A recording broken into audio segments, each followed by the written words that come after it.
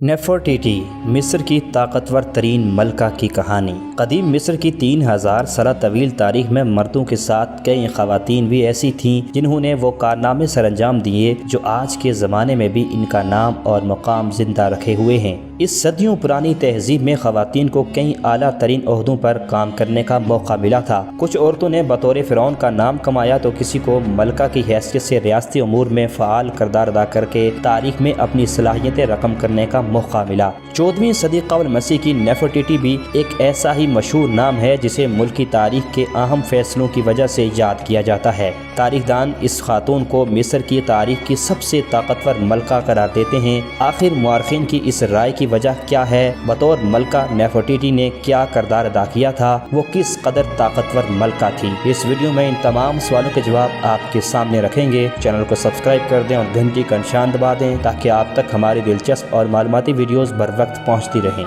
दोस्तों, नेफरटीटी की परवरिश मिस्र के दारुल हुकूमत थैबस में फ़िरौन के महल में हुई थी। वो फ़िरौन अमनहोटेप सोम के एक वजीर आई की बेटी थी। जब वो 11 बरस की थी तो फ़िरौन के बेटे अमनहोटेप IV से इसकी मंगनी कर दी गई और जब वो 15 बरस की हुई तो अमनहोटेप IV से इसकी शादी हो गई। इनसाइक्लोपीडिया ब्रिटानिका के मुताबिक फ़िरौन का तख्त संभालने के बाद अमनहोटेप IV ने नेफरटीटी को चीफ मलका का मनसब दे दिया। दोस्तों, मिस्र के फ़िरौन बैक वक्त कई शादियाँ करते थे लेकिन इनकी सब बीवियों का स्टेटस एक जैसा नहीं होता था। वो अमूमन अपनी एक अहलिया को चीफ मलका बना देते थे जबकि इनकी बाकी बीवियां कमतर या रखेल कहलाती थी। नेफरटीटी बादशाह की मलका आलिया होने के साथ साथ इसके तमाम फैसलों में अहम किरदार अदा करती थी।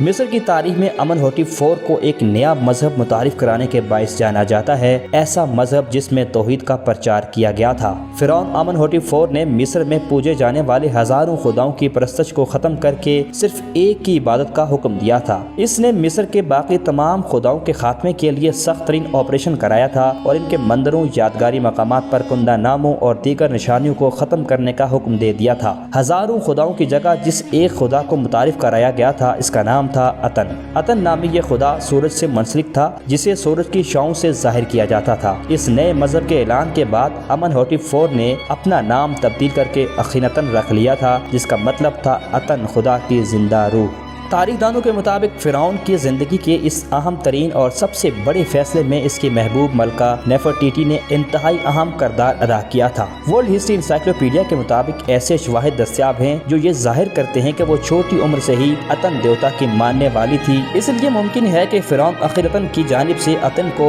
मिस्र का वाहिद खुदा करार देने के इनकलाबी फैसले की वजह इसकी ये मलका हो। यानी बतौर मलका इसका असर रसूख इतना था कि इसने मिस्र के हजारों खुदाओं का खात्मा कर दिया था। इस मजहबी इनकलाब के बाद इसने अपना नाम तब्दील करके नेफरटीटी रख लिया था जिसका मतलब था अतन, खुदा का हुस्न खूबसूरत है, एक खूबसूरत खातून आ चुकी है। यूं जहां फ़िरौन अखीनतन ने खुद को मिस्र के अकलौते खुदा से जोड़ा, वहीं इसकी मलका नेफरटीटी भी ज़मीं पर खुदा की नुमाइंदा बन गई। जब नए खुदा अतन के लिए मंदिर और यादगारी मकामात तामीर कराए गए तो उनकी दीवारों पर फ़िरौन अखीनतन के साथ साथ इसकी मलका नेफरटीटी को भी दिखाया गया। तारीखदानों के मुताबिक तौहीद के नजरिए के इस ऐलान के बाद फ़िरौन और इसकी मलका ने खुदाई जोड़े की हैसियत से मिस्र पर हुक्मरानी की थी। नया मजहब इजाद करने के बाद उन्होंने एक और बड़ा इक़दाम उठाया। ये था एक नए शहर का क़याम, ऐसा शहर जो मिस्र के नए और इकलौते खुदा अतन से जुड़ा था। इस शहर का नाम अखीनतन था। नए मजहब में मिस्र का दारुल हुकूमत कदीम शहर थैबस से नए शहर अखीनतन मुंतकिल कर दिया गया। अखीनतन का जदीद नाम अमारना था।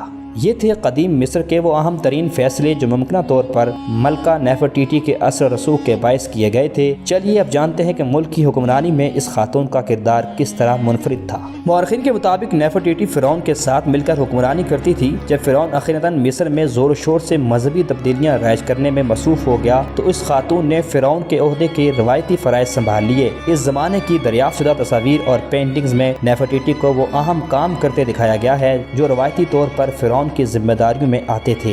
इनमें जहां नेफरटीटी मजहबी खिदमात सरअंजाम दे रही हैं, वहीं गैर मुल्की शाही मेहमानों का इस्तकबाल कर रही हैं। इसके अलावा इस सफारती इजलासों की अंजाम दही का फरीज़ा निभाने के साथ साथ मिस्र के दुश्मनों को मारते दिखाया गया है। ورلڈ ہسٹری انسائکلوپیڈیا کے مطابق وہ محل سے شاہی فرمان جاری کرتی تھی اور ایسے فیصلے کرتی تھی جو اس کے خامند اخیناتن کی ذمہ داری میں آتے تھے۔